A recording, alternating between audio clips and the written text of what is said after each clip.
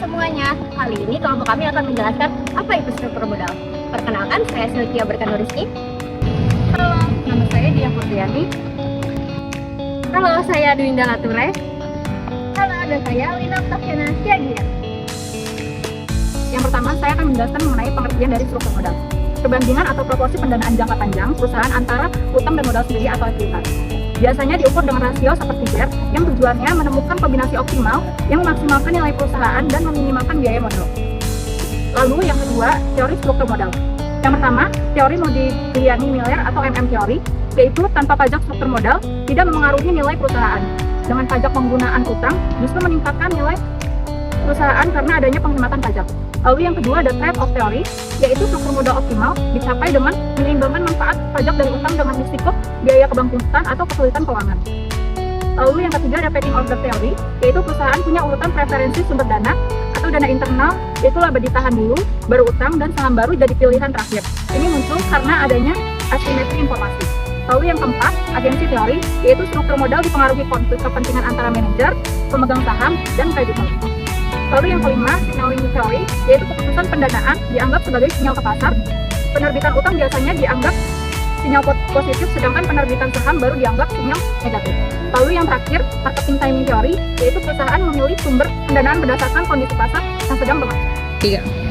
Selanjutnya yaitu faktor-faktor dari struktur modal. Nah, struktur modal memiliki beberapa faktor. Yang pertama yaitu stabilitas penjualan. Perusahaan dengan penjualan yang stabil cenderung lebih aman menggunakan utang lebih besar karena arus kas mereka lebih terprediksi. Yang kedua yaitu struktur aset, di mana perusahaan dengan aset tetap yang besar lebih mudah mendapatkan utang karena aset tersebut bisa dijadikan jaminan atau agunan. Yang ketiga yaitu leverage operasi, di mana jika perusahaan sudah punya leverage operasi tinggi atau biaya tetap besar, maka sebaliknya leverage keuangan atau utang dijaga rendah agar risiko tidak berlipat ganda. Yang berikutnya yaitu tingkat pertumbuhan, di mana perusahaan yang tumbuh cepat butuh banyak modal eksternal, namun pertumbuhan tinggi juga berarti risiko tinggi sehingga lebih banyak mengandalkan ekuitas.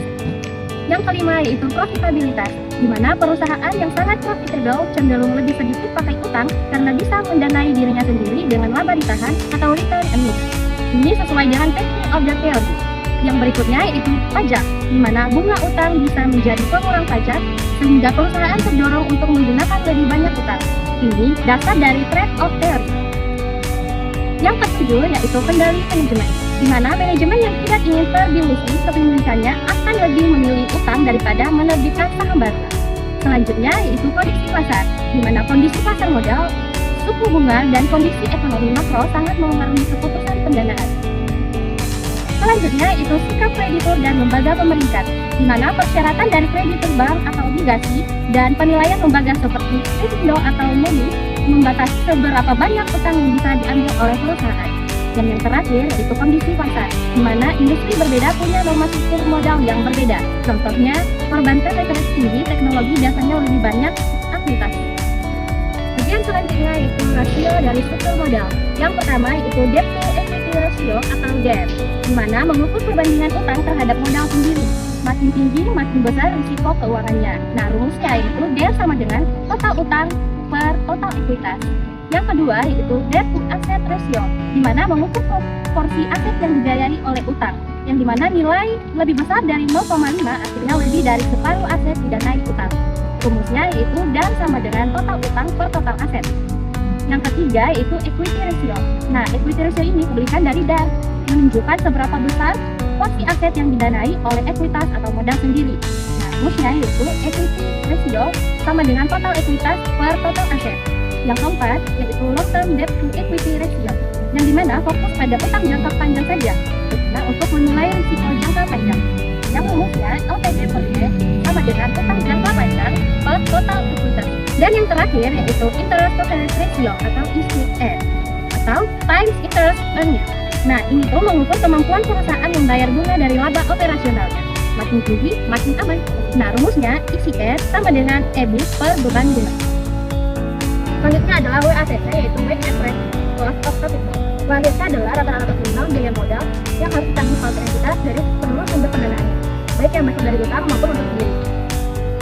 WACC digunakan untuk mengetahui tingkat pengembangan minimum yang harus diperoleh agar dapat memenuhi harapan kreditur dan pemilik modal. Selanjutnya 4 komponen dari WACC. Yang pertama ada biaya hutang, yang kedua biaya modal sendiri, yang ketiga single modal, dan terakhir ada tarif pajak. Biaya hutang yaitu biaya yang timbul dari penggunaan dana pinjaman seperti bunga pinjaman atau obligasi. Biaya modal sendiri yaitu tingkat pembagian yang diharapkan oleh pemegang saham atas investasi yang mereka tanamkan.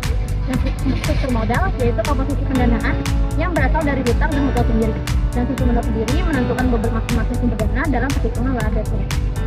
Dan yang terakhir yaitu tarif pajak, itu digunakan untuk menghitung manfaat pajak dari penggunaan hutang. Fungsi WACC adalah membantu perusahaan untuk menilai apakah suatu investasi itu layak dilakukan atau tidak. WACC juga penting untuk sebagai perusahaan dalam mengambil keputusan pendanaan. Pada studi kasus kali ini, kelompok kita menggunakan PT Indofood Sukses Makmur Tbk. Nah, Indofood merupakan perusahaan yang bergerak di bidang makanan dan minuman dan dikenal melalui berbagai produknya seperti Indomie, Cheetos, Popmi, dan sebagainya.